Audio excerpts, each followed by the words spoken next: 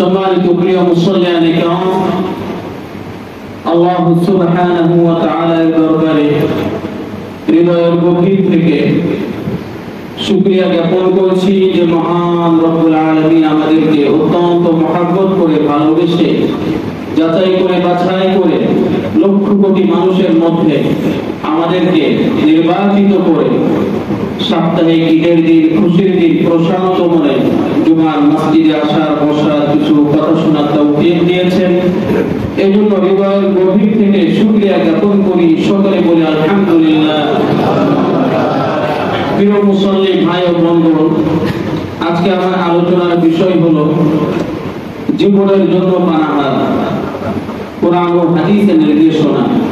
মহান রব্বুল আলামিন যদি তৌফিক দান করেন, কোরআন হাদিস এবং আমাদের খাদ্য অভ্যাস, আমাদের পরিবেশ, এই বিষয়ে আপনাদের সামনে আলোচনা করার চেষ্টা করব। আমা তাওফীকি ইল্লা বিল্লাহ। প্রিয় ভাই, আমরা অনেক সময় একটি কথা বলি, আমাদের বাচ্চাদেরকেও আমরা বলি যে তুমি যদি না খাও তাহলে কিভাবে বেঁচে থাকবে। আবার এক শ্রেণীর মানুষ আছে যাদের খাদ্যের অভ্যাস বা তাদের বৈশিষ্ট্য দেখলে মনে হয় যে ওনারা শুধুমাত্র খাবার খেতেই দুনিয়াতে এসেছেন। আসলে খাবারটা কি, পানাহারটা কি? একজন মুসলমানের জীবনে প্রত্যেকটা আলাদা আলাদা বৈশিষ্ট্য থাকতে হবে। খাবার তো অনেকেই খায়, শুধুমাত্র মানুষেরই খায়, পশু পাখিও খাবার খায় না।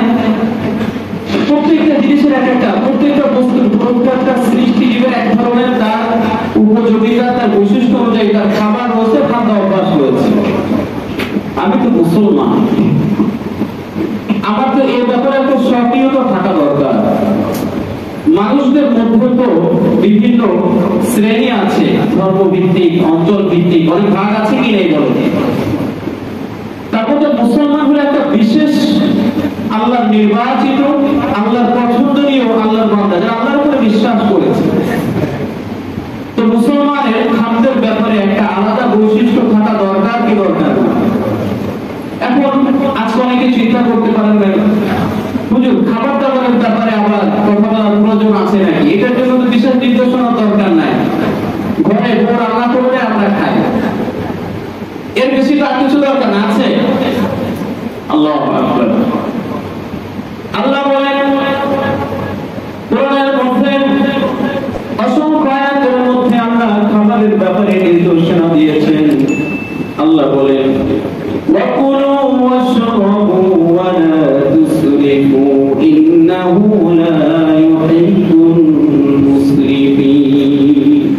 আল্লাহ একটি মৌলিক আয়াত বলেছেন পানাহারের ব্যাপারে, বলছেন যে তোমরা খাদ্য গ্রহণ করো, পানাহার করো, ওয়া লা তুসরিফু, অপচয় করো না।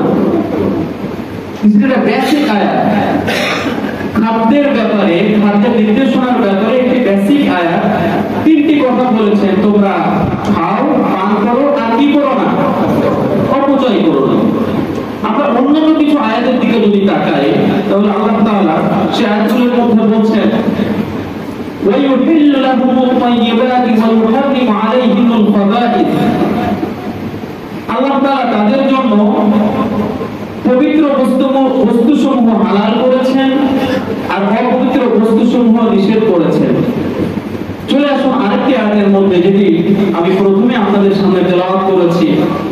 আল্লাহ বলেন ফাকুলু মিম্মা রাযাকাকুমুল্লাহু হালালান তাইয়্যিবা। আল্লাহ বলেন তোমরা মিম্মা রাযাকাকুমুল্লাহ, আল্লাহ তোমাদেরকে রিজিক দিয়েছেন, এটি থেকে তোমরা হালালান তাইয়্যিবা ভক্ষণ করো। কি বললেন? হালালান তাইয়্যিবা তোমরা ভক্ষণ করো। ওয়াশকুরু নি'মাতাল্লাহ, আর তোমরা আল্লাহর নিয়ামতের শুকরিয়া আদায় করো। ইন কুনতুম ইয়াহু তা'বুদুন, যদি তোমরা তাকে অর্থাৎ আল্লাহ তাআলা যদি দাসত্ব করো, তাহলে তোমরা খাও, তোমাদের হালাল তাইয়্যিবাটা খাও, আর আল্লাহ তাআলা শুকরিয়া আদায় করো। যদি আমরা আল্লাহর দাসত্ব করি, যদি আল্লাহর ইবাদত করতে চাই। তো এই আয়াতের মধ্যে মৌলিক কয়েকটি জিনিস আমরা দেখতে পাই, যদি আমাদের বুঝের মধ্যে যদি আমরা দিতে পারি। আমরা নামাজ পড়তে এসেছি, কেন এসেছি বলেন? নামাজ কেন পড়তে এসেছি? আল্লাহ সন্তুষ্টির জন্য।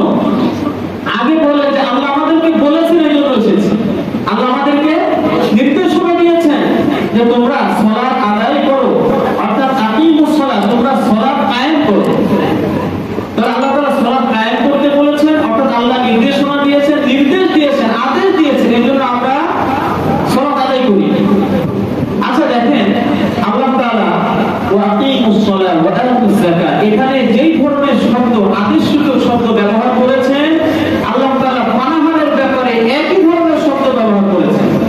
তাহলে আমাদের সালাতের কথা বলার কারণে এই সালাতটা আল্লাহ তাআলার নির্দেশনা মেনে আমরা এটাকে ইবাদত মনে করে আমরা করছি। আল্লাহ তাআলা একই শব্দ ব্যবহার করে আমাদেরকে বলছেন যে তোমরা খাও এবং পান করো, সেটাও তো আদেশসূচক শব্দ ব্যবহার করেছেন। তাহলে সালাত যদি ইবাদত হয় তাহলে খাবার দাবার কি হবে? ইবাদত হবে না? হবে কি না? এখন কথা হলো যে আপনি আমি মুসলমান, আপনি আমি এটিকে ইবাদত মনে করে খাই কিনা, এটাই হলো প্রশ্ন। যে আমি এটাকে ইবাদত মনে করছি কিনা, নামাজের জন্য আমার প্রস্তুতি রয়েছে, আমার সচেতনতা রয়েছে, আমি সেইভাবে চিন্তা ভাবনা করেই নামাজ পড়ছি, মনোযোগ দিয়ে আমি সালাত আদায় করার চেষ্টা করছি। কিন্তু খাবারের ব্যাপারে আমার এত সতর্কতা আছে আছে নাই। অথচ হাদিসের ভাষ্য অনুযায়ী বলা হচ্ছে যদি কারো খাবার দাবার যদি ঠিক না থাকে, তার উপার্জন যদি ঠিক না থাকে, ভেতরে যদি ভালো খাবার না যায়, পবিত্র খাবার যদি না দেয়, তাহলে এই সালাত অন্য দোয়া কবুল হবে। তাহলে আগে সচেতন থাকতে হবে কোন ব্যাপারে? আগে আমার কি ঠিক? আমার খাবার দাবার ঠিক করতে হবে। আপনি খাবার দাবার ঠিক করতে গেলে আগে আরেকটা জিনিস এইটার সাথে জোড়া আছে, সেটা কি বলেন? উপার্জন। তাহলে আপনাকে নামাজ যদি আপনি কবুল করাতে চান, তাহলে আপনাকে পেছন থেকে আসতে হবে। সেটা আপনার উপার্জন হালাল, আপনি উপার্জন করে ভেতরে যেটা দিয়েছেন সেটিও হালাল হতে হবে। এরপর আপনি আল্লাহর কাছে হাত তুলবেন, সুন্দর জামা কাপড় পরে সালাত আদায় করতে আসবেন, তাহলে আপনার সালাতও কবুল হবে, আপনার দুয়াও কবুল হবে। এই জন্য আমরা বাংলাদেশিরা আমাদের দুটি সমস্যা। একটা হলো মুসলমান আমরা ইবাদত মনে করে খাই না। আমার সন্তানকে ছোটবেলা থেকে আমরা বলি না এটা তোমার জন্য ইবাদত, তুমি খাও, এই কথাকে কখনো বলি? তবে আপনি তো আপনার সন্তানকে জীবনের শুরু থেকে এই কথাই বলতেন। আমরা বলি বাবা তুমি খাও না কেন, জোর করে খাও, না খেলে স্বাস্থ্য খারাপ হয়ে যাবে, না খেলে তোমার পেটের অসুখ হবে, কত রকম সমস্যার কথা আমরা বলি। প্রিয় ভাই, আপনি তো পিতা মা নাকি? আপনার আমার সন্তানকে সঠিক মেসেজটি পাঠানো, এটা আপনার আমার অভিভাবক হিসাবে জিম্মাদারি ছিল। তাহলে আমি যদি প্রথমে আমার সন্তানকে বুঝিয়ে দিতাম বাবা খাবারটা খাও, আল্লাহ আমাদেরকে খেতে বলেছেন, বাবা তুমি এটা পান করো, আল্লাহ আমাদেরকে পান করতে বলেছেন, আপনার সন্তানের জীবনটা চেঞ্জ হয়ে যাবে। দুই একটা যদি এই ধরনের দুই একটা পয়েন্ট আপনি তাকে ধরিয়ে দিতে পারেন। আমরা আমাদের সমাজের সন্তানদেরকে নিয়ে বেশি ভাবি, এখন আমাকে নিয়ে বেশি ভাবি না। আপনারা যারা বড় হয়ে গেছেন এত ভাবি না, কারণ আপনার প্রতি এত বেশি চেঞ্জ সহজে হবে না। আমার সন্তানের জীবন যদি আমি এখন পরিবর্তন করে দিতে পারি, তার ভিতরে আমার আল্লাহকে যদি ঢুকিয়ে দিতে পারি, তার জীবনে প্রত্যেকটা পদক্ষেপে প্রত্যেকটা কাজের সাথে যদি আমার আল্লাহকে আমি জুড়ে দিতে পারি, তাহলে আমার সন্তানের জীবনটা পরিবর্তন অবশ্যই হবে ইনশাআল্লাহ। আর যখন আমার একটু পরিবর্তন হবে, সেটি হলো অনেক কথা বলেছি বা আপনাদেরকে বলি যে আসলে আমার সন্তান হওয়ার পরে কিছু জিনিস আমিও শিখেছি। আমার সন্তানের জন্য আমাকে শিখতে হয়, আমার সন্তানের আমল শেখানোর জন্য আমাকে আমল করতে হয়। তাহলে কিছুটা জিনিস আমার ভেতরে নিলেও আমার ভেতরে পরিবর্তন ইনশাআল্লাহ আসবে। আল্লাহ তাআলা আমাদেরকে আমাদের খাদ্যের ব্যাপারে সচেতন হওয়া, কোরআনের নির্দেশনা বুঝে আমাদেরকে খাবার গ্রহণ করার তৌফিক আল্লাহ তাআলা আমাদেরকে দান করেন। তো আজকে থেকে ভাই খাবার খাবো, পানাহার করবো, কি মনে করে? কি মনে করে বলেন? আল্লাহ আমাদেরকে খেতে বলেছেন, আল্লাহ আমাদেরকে পান করতে বলেছেন, এই জন্য আমরা খাচ্ছি এবং পান করছি। এটা আপনার আমার জন্য ইবাদত। তাহলে আজকে থেকে নামাজ পড়া যেমন ইবাদত মনে করবো, একইভাবে পানাহার গ্রহণ করা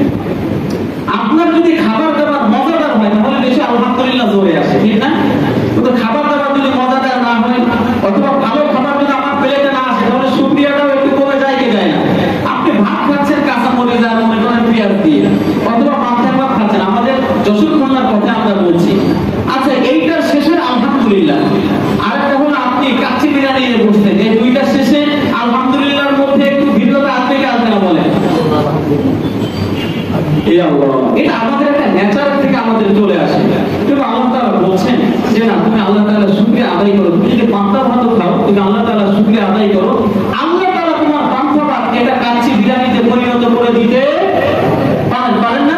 অবশ্যই পারেন। আবার যে কাচ্চি বিরিয়ানি খাও তাকে আবার বাধ্য করতে পারেন যে তোমাকে পান্থভাত খেতে হবে। এজন্য এটা আপেক্ষিক বিষয়। এজন্য বলছেন আপনি আল্লাহ তাআলার শুকরিয়া আদায় করেন। আপনি যদি কাঁচামরিচ খেয়ে পান্থভাত খেয়ে আল্লাহ তাআলার শুকরিয়া আদায় করেন, আল্লাহ তাআলা আপনাকে শুকনা ভাত খাওয়ার তৌফিক দিয়ে দিবেন। আপনি যদি শুকনা ভাত ডিম আর সাধারণ সবজি দিয়ে খান, আল্লাহ তাআলা এছাড়া আপনাকে গোশত খাওয়ার মতো ব্যবস্থা করে দিবেন। তার অর্থ এই নয় আমি আপনাদের সকলকে গোশত খেতে বলছি, মানে আপনার খাদ্যের মান আল্লাহ উন্নত করে দিবেন ইনশাআল্লাহ। যার জন্য আপনার গোশত খাওয়াটা জরুরি না, কারণ একটু পরে আমি গোশতের বিরুদ্ধে কথা বলবো। এজন্য আমার কথা নিয়ে আমি আবার পেঁচে না পড়ে যায়, এজন্য কথাটা আপনাদেরকে বোঝানোর জন্য বলছি। ফর এক্সাম্পল, আপনি আল্লাহর শুকরিয়া যদি আদায় করেন, লা ইন শাকারতুম লা আযীদান্নাকুম, অর্থাৎ আপনি যদি শুকরিয়া আদায় করেন, আল্লাহ তাআলা খাদ্যের নিয়ামত আল্লাহ তাআলা বৃদ্ধি করে দিবেন ইনশাআল্লাহ। প্রিয় ভাইরা, আল্লাহ তাআলা একটি আয়াত বলেছেন, এই আয়াতের মধ্যে একটি শব্দ বলেছেন, this is the most important thing. আমাদের বাংলাদেশীদের এই শব্দটা হাজারবার পড়া দরকার, হাজারবার বোঝা দরকার। আমাদের সমাজের কিছু বাঁকা মানুষ আছে, তারা কি বলে যে আরে আল্লাহর দুনিয়া যা হালাল সবই খাবো, আল্লাহর দুনিয়া যা হালাল সবই খাবো। আচ্ছা, আপনারা তো এই সমাজের মানুষ অনেক ডায়াবেটিসে আক্রান্ত হয়ে আছেন, আল্লাহ তাদেরকে সুস্থতা দান করেন। অনেকে হার্টের মধ্যে সমস্যা আছে, আল্লাহ তাদেরকে সুস্থতা দান করেন। আসলে আপনাদের কি মনে হয় আল্লাহ দুনিয়ার সব হালাল খাবার সকলকে খেতে বলেছেন? হ্যাঁ, এই কথা আমাদের সমাজে কিছু লোক বলে না, বলে আমি এরকম, মানে আল্লাহর উপরে এমন একটা বিশ্বাস ভক্তি দেখায় তাহলে দুনিয়া যা আছে হালাল সবকিছু খেয়ে নিব। প্রিয় ভাই, আল্লাহ তাআলা আপনার জন্য সকল হালাল খাবারও খেতে বলেননি। আপনি কোরআনের 14টি নির্দেশনা পাবেন খাবার দাবারের ব্যাপারে। প্রত্যেকটা জায়গাতে আল্লাহ তাআলা তাইয়্যিবাত শব্দ ব্যবহার করেছেন। কি করেছেন? আল্লাহ শুধুমাত্র হালাল খেতে বলেননি। এখন তাইয়্যিব জিনিসটা কি এটা আমাদের একটু বুঝতে হবে। এইটা এত গুরুত্বপূর্ণ, এত গুরুত্বপূর্ণ, এত গুরুত্বপূর্ণ। এইটার মধ্যে আপনার ডায়াবেটিসের এই রোগের সমাধান রয়েছে, আপনার হার্টের সমস্যা এটার সমাধান এই শব্দের মধ্যে আছে। আপনার চিংড়ি মাছ খেলে অথবা ইলিশ মাছ খেলে আপনার কি হয়? হ্যাঁ, অ্যালার্জি হয়। এইটা সমাধান তাইয়্যিবা শব্দের মধ্যে রয়েছে। আজকের মূলত আমাদের আলোচনা করার উদ্দেশ্য হলো যে আল্লাহ তাআলা কোরআনের মধ্যে আমাদের যে সঠিক নির্দেশনা দিয়েছেন খাবারের ব্যাপারে, এইটা যেন আমরা বুঝতে পারি। আমরা ধারাবাহিকভাবে আমরা যে এটা মনে করি না যে ডক্টর জাহাঙ্গীর কবির মহায় খাদ্যের ব্যাপারে সচেতন করতেছেন, অথবা আগার ডাক্তার আমাদের খাদ্যের ব্যাপারে সচেতন করতেছেন, অথবা বিদেশে জাপানে বা ডেভেলপ যে কান্ট্রি সেখানে আছেন তারা মনে খাদ্যের ব্যাপারে খুব সচেতন। আসলে এই কারণে আমরা মনে করি খাদ্য কালচারটা মুসলিমদের হাতে চলে যাচ্ছে। তারা সচেতন ভাবে খাবার দাবার খাচ্ছে বলে আল্লাহ তাদেরকে দীর্ঘজীবী তাদেরকে করছেন। কিন্তু প্রিয় ভাইরা, আজকে বহির্বিশ্বে যে সমস্ত মানুষ অনেক আছে, জাপানে বলা হয় যে 100 বছর মানুষগুলো আছে, আচ্ছা এরপরে বলা হয় যে লন্ডনে সহজে মানুষ মারা যায় না, অর্থাৎ উন্নত বিশ্বের মানুষগুলো দীর্ঘদিন বাঁচে কি বাঁচে না বলেন? তারা আমাদের তুলনায় তারা সুস্থ না অসুস্থ? কেন সুস্থ? আপনি আমি কি জানেন যে মানুষ, অধিকাংশ মানুষ অসুস্থ হওয়ার পেছনের মেইন কারণ কি থাকে? তার খাদ্যাভ্যাস। খাদ্যের কারণেই মানুষ বেশি অসুস্থ হয়। তাহলে আমরা যদি কোরআনের এই শব্দটি মেনে যদি খাবার দাবার গ্রহণ করি, আল্লাহ আমাদেরকে পরিপূর্ণভাবে সুস্থ রাখবেন ইনশাআল্লাহ, আমাদেরকে দীর্ঘজীবী করবেন। এজন্য আমাদের কোরআনের নির্দেশনা মানতে হবে এবং আমাদেরকে সচেতন হতে হবে। হালাল তাইয়্যিবা শব্দের অর্থটা কি? তাইয়্যিব শব্দের অর্থ ধারাবাহিকভাবে আমরা যে অর্থটা করি, অনেক ওলামায়ে কেরাম আছেন তারাও শুনবেন কথাটি, ধারাবাহিকভাবে আমরা বলি হলো পবিত্র। কি বলি? আরে পবিত্র তো হালালের মধ্যে আছে, যেটা হালাল সেটাকে অপবিত্র নয়, অপবিত্র জিনিসটা হালাল হয়। তাহলে হালালটাই তো পবিত্র। তাহলে আল্লাহ তাআলা কেন আবার নতুন করে তাইয়্যিব বললেন? এটা আপনার আমার জানার দরকার আছে কি নেই বলেন? হালাল মানে পবিত্র। দেখেন আপনারা কোরআনের অনুবাদ দেখবেন, তাফসীর দেখবেন, অধিকাংশ জায়গাতে তাইয়্যিব শব্দের অর্থ হবে হলো, মানে সবাই ভালোভাবে লিখবে হলো পবিত্র। হ্যাঁ, তাইয়্যিবের একটা অর্থ পবিত্র, এটা অস্বীকার করার কোনো সুযোগ নাই। এর সাথে সাথে আপনাকে আর দুইটি অর্থ আজকে থেকে শিখতে হবে। তাইয়্যিব শব্দের অর্থ আপনারা বলবেন উত্তম। কি বলবেন? উত্তম। আরেকটি শব্দ বলবেন দস্যু দিয়ে উপযুক্ত। কি বলেন? উত্তম এবং উপযুক্ত। তাহলে খাদ্যের ব্যাপারে আপনি যখন খাবার গ্রহণ করবেন, আপনাকে তিনটি শব্দ খেয়াল করতে হবে। সেটি হলো এই খাবারটি আমার জন্য পবিত্র কিনা, এই খাবারটি আমার জন্য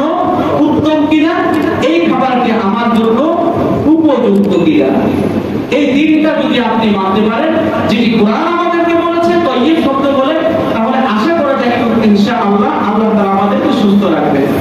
মুখরোচক খাবারের জন্য আমাদের সাবকন্টিনেন্ট এটা বিখ্যাত।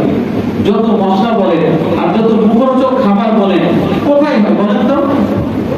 পাকিস্তান, ইন্ডিয়া, বাংলাদেশ, এর বাইরে আপনি এত মুখরোচক খাবার পাবেন। আর অন্যান্য দেশে যাবেন, সৌদি আরবে আপনি একটা ব্রেড খাবেন, দেখবেন এটার মধ্যে কোনো লবণ, কোনো মিষ্টিও নাই। আপনার কাছে নোনতা লাগবে, আপনি খেতে পারবেন না, আপনি খাবারটা ফেলে দিন। আল্লাহু আকবার, আল্লাহু আকবার। আমার মনে হয় কোরআন আসলে আমরা বুঝি নাই, কোরআন আমরা বুঝি নাই।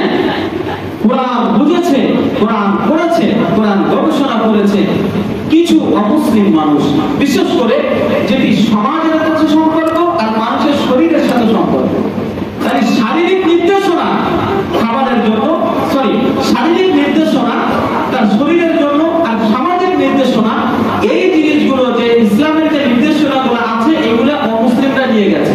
এই জন্য ভালো ডাক্তার আমাদের এখানে পয়দা হয় না, ভালো ইঞ্জিনিয়ার আমাদের এখানে তৈরি হয় না, এবং সমাজের ভালো যে বলিষ্ঠ নেতা যে সমাজ পরিচালনা করতে পারবে এরকম নেতাও আমাদের সমাজে এখন তৈরি হয় না। তার কারণ হলো ওই কোরআনের নির্দেশনাগুলো আমাদের কাছে না। উমর রাদিয়াল্লাহু তাআলা আনহুর মতো কোনো রাষ্ট্রপ্রধান বা রাষ্ট্রশাসক, কোনো প্রেসিডেন্ট আপনি বিশ্বের ইতিহাস আর দেখাইতে পারবেন? আবু বকরের মতো রাষ্ট্রপ্রধান আপনি পৃথিবীতে দেখাতে পারবেন? হযরত আলী, হযরত ওসমান রাদিয়াল্লাহু তাআলা আনহুর মতো কোনো রাষ্ট্রনায়ক আপনি পৃথিবীতে দেখাতে পারবেন? হযরত ওমর ফারুক রাদিয়াল্লাহু তাআলা আনহু খাদ্যের ব্যাপারে ওনার ব্যক্তিগত অভ্যাস ছিল ভিন্ন ধরনের। প্রায় 10 বছরের মধ্যে ওনার কোনো সাধারণ রোগ পর্যন্ত হয় না, বলেন না আলহামদুলিল্লাহ। ওনারা খাদ্যের যে নির্দেশনা এটি ওনারা মেনে চলছেন। তাহলে হালাল তাইয়্যিবা আমাদেরকে বলছে। আপনি ডাক্তার জাহাঙ্গীর কবিরের মুখে যে কথাটি শোনেন, আলহামদুলিল্লাহ উনি সুন্দরভাবে কোরআন হাদিস দিয়েও বোঝানোর চেষ্টা করেন। এখন আমাদের সমাজে অনেক লোক দেখবেন সচেতন হচ্ছে খাদ্যের ব্যাপারে। তাছাড়া আমাদের অনলাইনে আমরা দেখি যে ন্যাচারাল খাদ্যের ব্যাপারে এখন অনেকেই আপনার মুসলিম করে আমাদের মাঝে ভালো খাদ্য সরবরাহ করছে। আপনারা এগুলো মানার চেষ্টা করেন। আমি একটি কথা বারবার একটি কথা বলি যে আমরা যে অসুস্থ হই আমাদের বাংলাদেশের দুইটি কারণে। একটি হলো খাদ্যের ব্যাপারে আমরা সচেতন নই। 2 নাম্বার হলো আমাদের যে টাইম ম্যানেজমেন্ট, অর্থাৎ আমাদের যে